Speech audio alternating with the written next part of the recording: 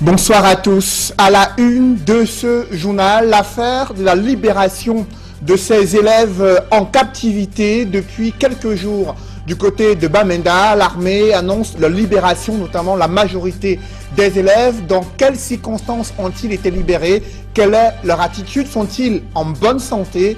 Malgré ce dénouement heureux, les États-Unis d'Amérique sont préoccupés de l'aggravation de la crise anglophone. Ils exhortent le gouvernement et les groupes armés à ouvrir un dialogue sans conditions préalables. Dans ce journal, vous suivrez également la réaction des acteurs économiques au sujet des nouvelles orientations de Paul Biya pour le septennat des grandes opportunités et des jeunes peu enclins à croire en cette promesse de Paul Biya qui leur demande d'avoir encore de l'espoir pour l'avenir socio-économique du Cameroun. Nous en parlerons dans un instant.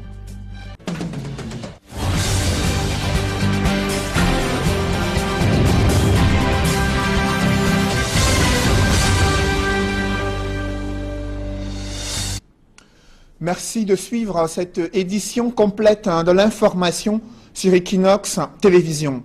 D'abord, ces images de ces enfants libérés très tôt ce matin, après une mission ultime menée par l'armée camerounaise, toujours dans la région du Nord-Ouest. Vous le voyez en image, le gouverneur de la région du Nord-Ouest, justement être installé dans ce camion afin de rejoindre un lieu plus sûr. Ils ont passé 2 jours en captivité, enlevés très tôt le matin dans un collège confessionnel presbytérien. Aucune information n'a filtré sur les auteurs de cet enlèvement. Le gouvernement a soupçonné du chargé de la communication du ministère de la Défense les groupes séparatistes d'être les auteurs. Ils viennent d'être libérés après une condamnation de la communauté internationale à la suite de ce kidnapping d'environ 78 élèves d'un collège confessionnel catholique. Le ministre de la Défense qui salue toutes les parties qui ont contribué à la libération. Il raconte également les circonstances de la libération. Il fait savoir qu'il n'y a eu aucune intervention armée. Et cependant, des tactiques et stratégies militaires ont été déployées pour la libération de ces élèves qui ont pu leur famille selon les dernières nouvelles. Préoccupation face à la crise anglophone dans les régions du Nord-Ouest et du Sud-Ouest. Les États-Unis qui demandent qu'il soit immédiatement mis fin aux attaques aveugles dirigées contre les civils et aux incendies des maisons par les forces gouvernementales camerounaises, ainsi qu'aux attaques perpétrées par les séparatistes anglophones contre les forces de sécurité et les civils. Les États-Unis qui déplorent l'intimidation systématique fondée sur l'appartenance ethnique et religieuse, notamment à Yaoundé et à Douala, qu'elle doit cesser cette intimidation, selon les propos du communiqué des États-Unis, qui exhorte toutes les parties à mettre fin à la violence et entamer un dialogue de réconciliation sans conditions préalables. C'est du moins ainsi que s'exprime le département d'État américain. Et restons dans les régions anglophones où d'investiture de Paul Biya a été suivie d'une façon particulière. Ces propositions sur une plus grande autonomie des régions du Nord-Ouest et du Sud-Ouest, son appel à un cessez-le-feu, notamment de la part des groupes armés, n'ont pas été jugées satisfaisantes par certains ressortissants de ces régions. D'aucuns déplorent le fait qu'il n'ait pas évoqué la question du dialogue inclusif tant attendu. D'autres, par contre, saluent la démarche de Paul Biya qui appelle le groupe séparatiste à cesser le feu. Des réactions dans ce reportage de Innocent Abega et Sylvestre Zangaou. Ils sont avocats, originaires de la partie anglophone du Cameroun, Maître Julius Achou. Une perception différente du discours de prestation de serment de Paul Biya, où il demande aux sécessionnistes de déposer les armes pour mettre une approche qui s'inscrit dans la continuité des déclarations de guerre du chef de l'État. Il a déposé les armes et il a dit que ceux qui veulent diviser le pays, à la rigueur de la loi, ils devraient changer de fusil d'épaule, puisque la solution militaire n'a pas marché depuis 2 ans, il aurait pas de fusil d'épaule. Il faut que le chef de l'État, dans son essaye de rassembler le peuple camerounais autour de la table.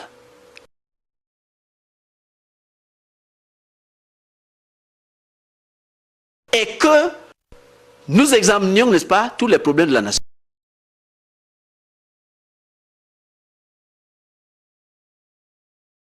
D'abord son ton et la façon de présenter.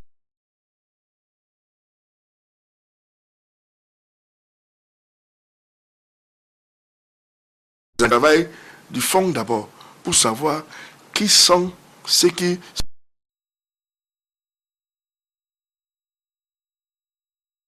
sont fait partie de la majorité, la minorité ou ceux qui sont au milieu.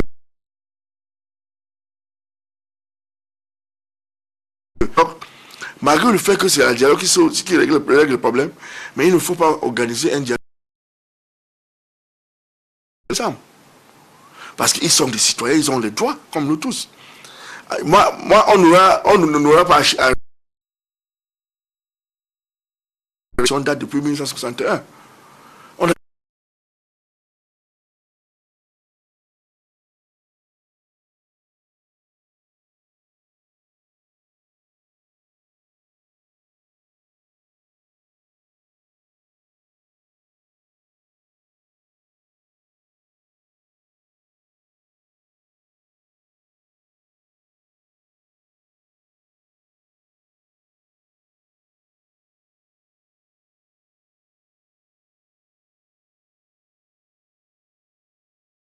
Et pour ces raisons, la jeunesse doit oser.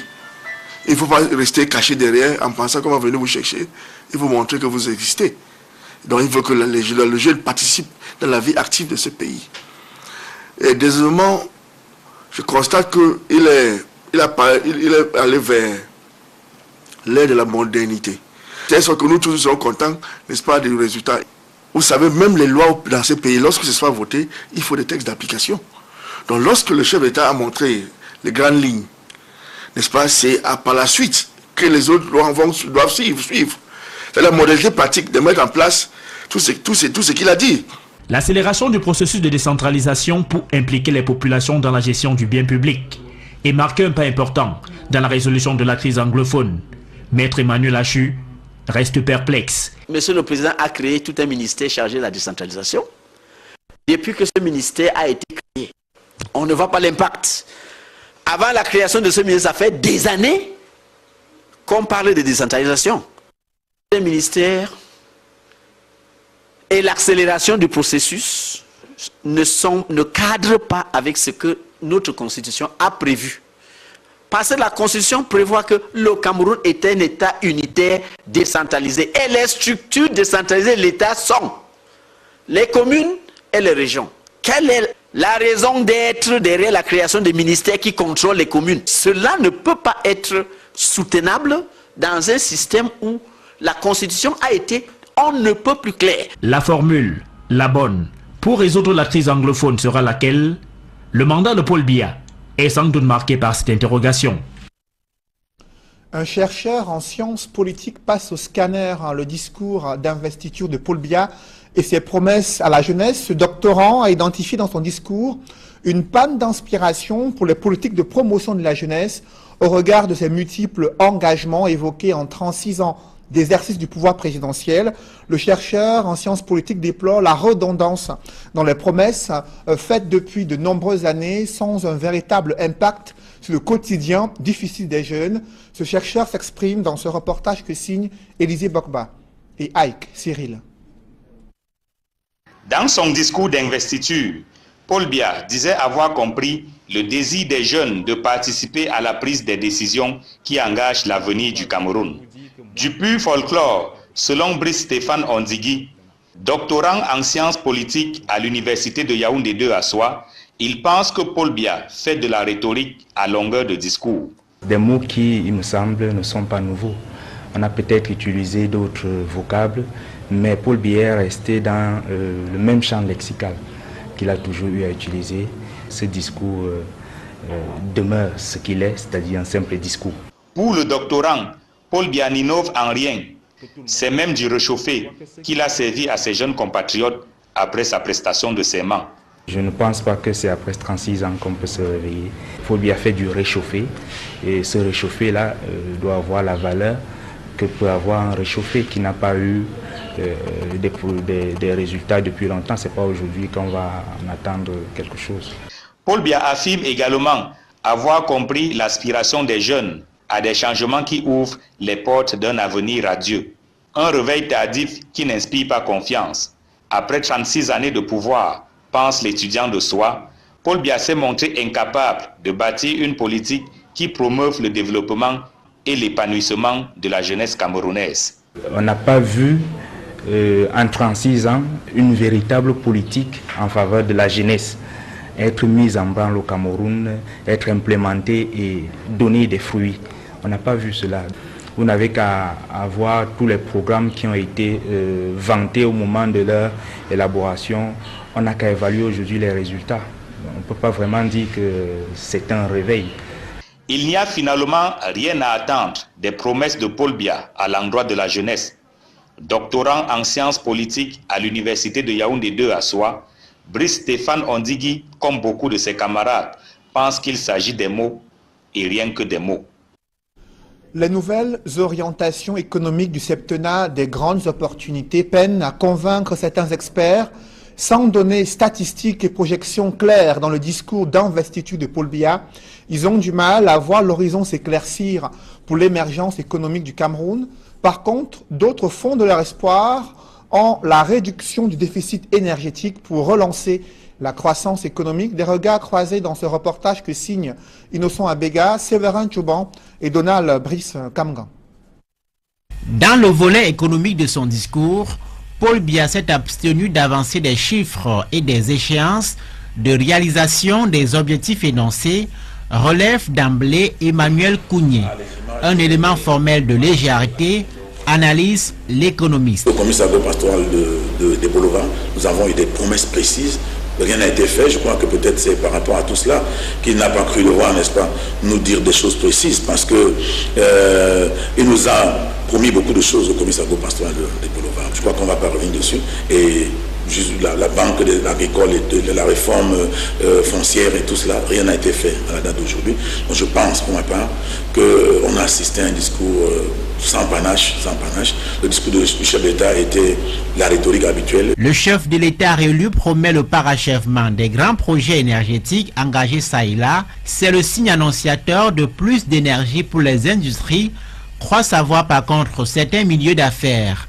Vous devez démarrer dans l'incertitude chaque fois, tout en pensant chaque fois que l'énergie ne pourra pas vous conduire jusqu'à terme d'une production. Maintenant, si tous ces barrages qui ont été entamés par le passé lors du dernier mandat, si le chef d'État rassure les opérateurs économiques qui mettra un accent particulier sur ce point-là, vraiment nous saluons cette déclaration de demain. Au sujet du plan d'industrialisation dont le locataire d'Etoudi annonce la mise en œuvre comme priorité du septennat, les avis tranchent. La satisfaction ici, là on rappelle que les petites entreprises locales sont quasiment ignorées dans la commande publique. Si vous créez une industrie maintenant pour fabriquer les chaussures de sécurité qu'on appelle les Rangers, et si vous êtes un bon couturier et vous avez de l'énergie pour fabriquer, et que, comme en 2016, l'État se permet d'acheter à l'étranger pour 92 milliards pour l'habillement des hommes en tenue, je veux parler des militaires, des gendarmes, des agents de eaux et forêts, des agents de l'administration pénitentiaire. L'État achète tout cela à l'étranger, alors qu'il y a des bons couturiers au Cameroun qui cousent parfaitement bien. Quand vous le faites, quand vous orientez la commande publique vers l'importation, alors vous ne pouvez pas penser que vous allez avoir une industrie qui tienne. Si on parle de produits agricoles, il faut bien mécaniser et récolter en volume avant de penser transformer sur place. En une vingtaine de minutes, Paul Biya s'est par ailleurs proposé d'assainir les dépenses publiques afin de faire face à la grave crise budgétaire. Des promesses et d'autres minutieusement scrutées par les experts.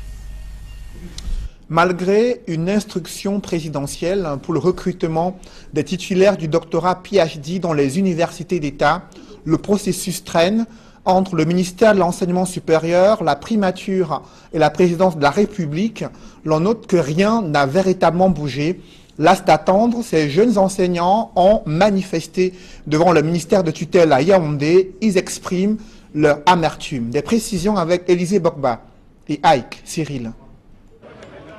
En toche pour certains et en blouse pour d'autres, les docteurs PhD réunis dans la cour du ministère de l'Enseignement supérieur à Yaoundé ne cachent pas leur amertume. Le chef de l'État avait autorisé le recrutement des docteurs PhD dans les universités d'État. Nous avons travaillé en collaboration avec les autorités du MINSUP sur le dossier technique, c'est-à-dire l'élaboration des critères de recrutement. Nous avons transmis les listes de tous les docteurs PhD qui se trouvent dans l'étendue du territoire et puis la diaspora. Mais jusqu'ici, nous sommes toujours surpris. On n'a pas de suite de ce dossier. Par correspondance adressée au SGPM le 22 février 2018, le secrétaire général de la présidence de la République annonçait que le chef de l'État avait autorisé un recrutement spécial pour les titulaires du doctorat PhD dans les universités d'État. Rendu au mois de novembre, alors que le recrutement était supposé démarrer en octobre, les docteurs PhD piaffent d'impatience. Certains nous disent parfois qu'il y a des gens qui sont assis dessus parce qu'ils attendent que leurs protégés soutiennent leur thèse avant qu'on ne lance le recrutement. Et la question que nous nous posons, c'est celle de savoir si notre dossier, notre recrutement est conditionné par la soutenance de ceux qui attendent, des thésards qui attendent encore à l'université. Puisque quand le chef de l'État autorisait le recrutement des PhD, ce n'était pas sur cette base-là. Après plusieurs séances de travail qui n'ont malheureusement produit aucun effet, les docteurs PhD veulent rencontrer le ministre de l'Enseignement supérieur. Mais l'initiative se heurte dans un premier temps à la présence des forces de l'ordre et autres vigiles qui barrent l'entrée du ministère. Il faudra l'intervention du secrétaire général du MINESUP pour que les grévistes accèdent finalement à l'édifice. Mais avant même de rencontrer Jacques Famdongo, il menace de durcir le ton en cas d'échec des négociations. Depuis le début, nous avons toujours adopté une démarche républicaine. Mais nous avons notre stratégie à nous, que nous allons mettre sur pied pour essayer d'attirer l'attention du chef de l'État que la note qu'on a demandée depuis n'est pas encore exécutée. Près de 4000 docteurs PhD doivent être recrutés dans les universités d'État sur une période de 4 ans. La rentrée académique 2018-2019 a déjà eu lieu et les docteurs PhD ne veulent plus être utilisés comme chargés de TD sans véritable statut dans les universités d'État au Cameroun. Ce collectif des docteurs PhD a bel et bien été reçu par le ministre de l'Enseignement supérieur. Il reçoit des échanges que le dossier est en cours de traitement au secrétariat général de la présidence de la République. Et selon le ministre, le retard accusé est dû à la campagne présidentielle qui a absorbé beaucoup d'énergie. Le gouvernement promet de se pencher sur ce dossier, mais aucune date n'a été officiellement avancée. Parlons à présent de cette délégation allemande à la commission de promotion du bilinguisme et du multiculturalisme à Yaoundé, représentant le ministère allemand des Affaires étrangères. Ils ont partagé leur expérience en matière de promotion du multiculturalisme avec les membres de la commission du bilinguisme et de promotion du multiculturalisme au Cameroun. Des précisions avec Emmanuel Diop et Guy Zogo. L'exemple allemand peut-il servir d'aiguillon à la Commission pour la promotion du bilinguisme et du multiculturalisme pour solutionner la crise anglophone? En effet, une délégation du ministère des Affaires étrangères de la République fédérale d'Allemagne s'est rendue au siège de la Commission nationale pour la promotion du bilinguisme et du multiculturalisme. Au menu des échanges figurait en bonne place la crise anglophone. Nous avons pu échanger sur le sujet en longueur. Et je remarque la volonté de la Commission et nous avons offert des possibilités de soutien. Si l'émissaire allemand reconnaît la volonté de la Commission d'adresser la crise anglophone, il y a lieu de relever que le modèle allemand offre d'importantes opportunités. Ce pays est divisé en 16 Länder, qui sont des États qui disposent chacun d'une constitution, d'une assemblée élue et d'un gouvernement, le tout sous la conduite de l'État fédéral basé à Berlin. Lors de sa prestation de serment récemment, Paul Biya a évoqué l'idée de plus d'autonomie pour les régions. Sans doute que l'Allemagne a de quoi donner au Cameroun dans ce chantier.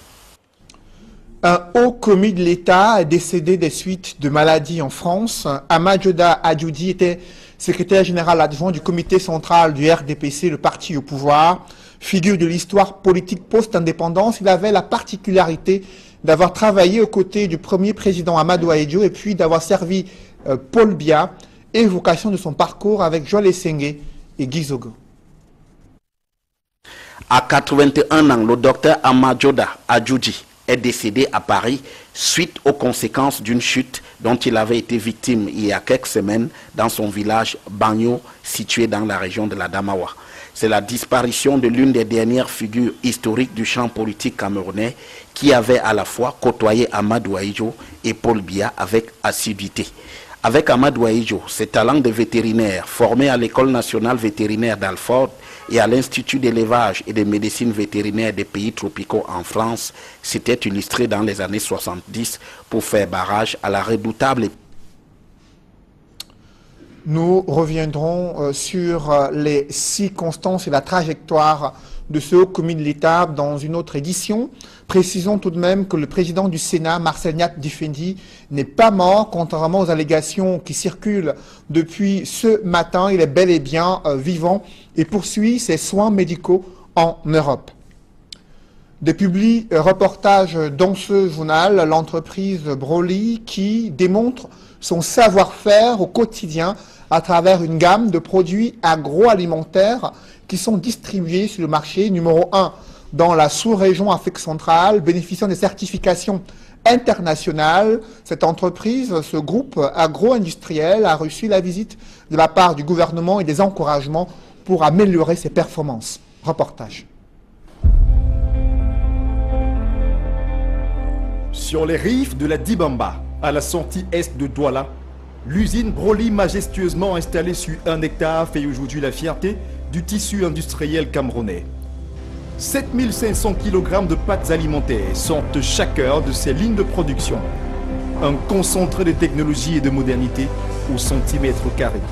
Notre usine est la plus grande en Afrique centrale en matière de capacité de production. Nous produisons aujourd'hui plusieurs marques, dont notre marque phare, la marque Broly.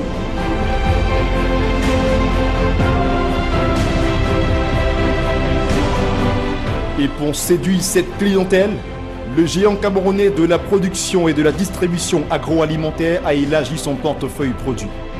117 références, 13 catégories de produits, uniquement les meilleurs aussi bien en mayonnaise, en lait en poudre ou en pâtes alimentaires. Ceci passe par une innovation permanente en termes de variété, produits, conditionnement et même d'emballage.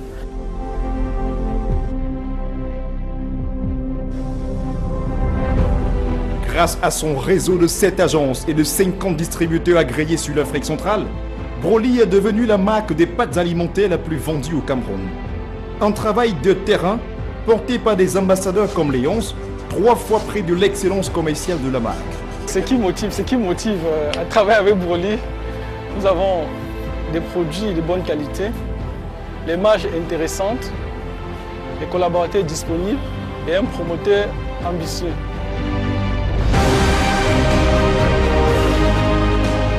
Des produits devenus des labels servant de référence sur le marché, fruit d'un respect scrupuleux des normes en la matière. Pendant le processus de fabrication, les analyses sont faites afin de s'assurer de la conformité pour garantir à nos nombreux consommateurs un produit de haute qualité.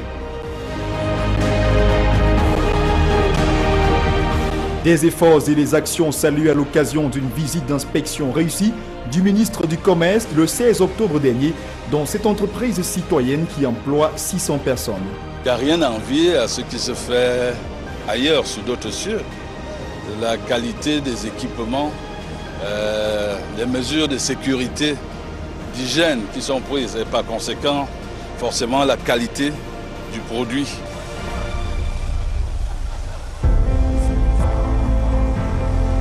« 15 ans après son lancement, la recette Broly complètement maîtrisée a révolutionné les habitudes alimentaires des Camerounais. Une passion pour la qualité, la passion de bien nourrir.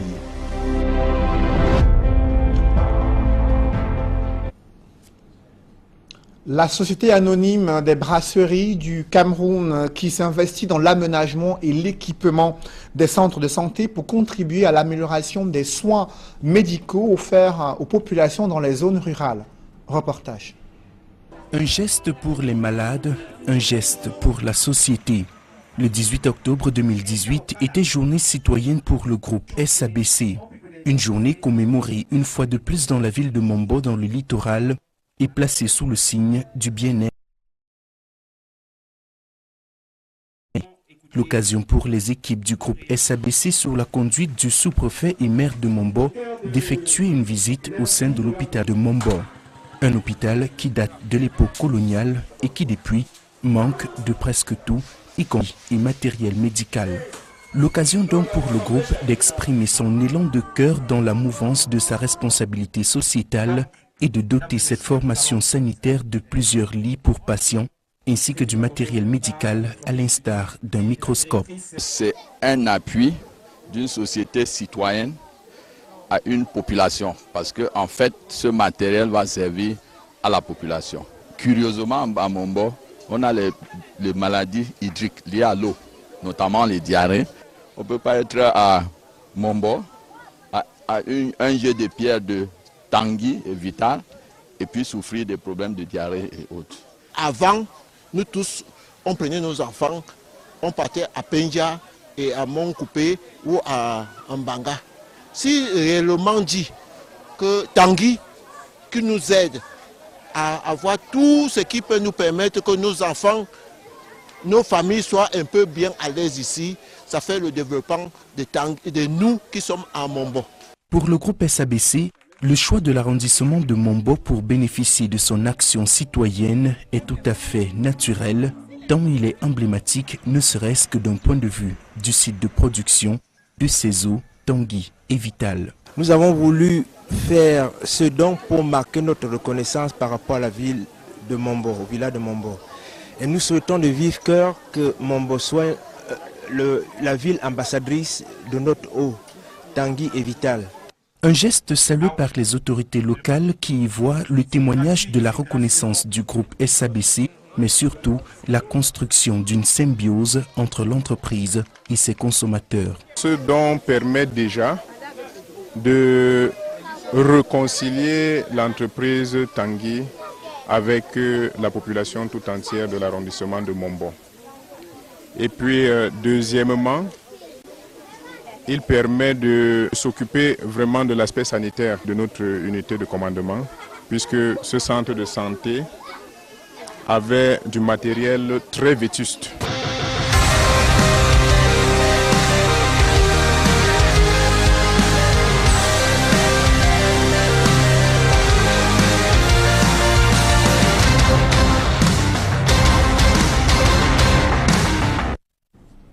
Mesdames, Messieurs, c'est la fin de ce journal. Merci de l'avoir suivi.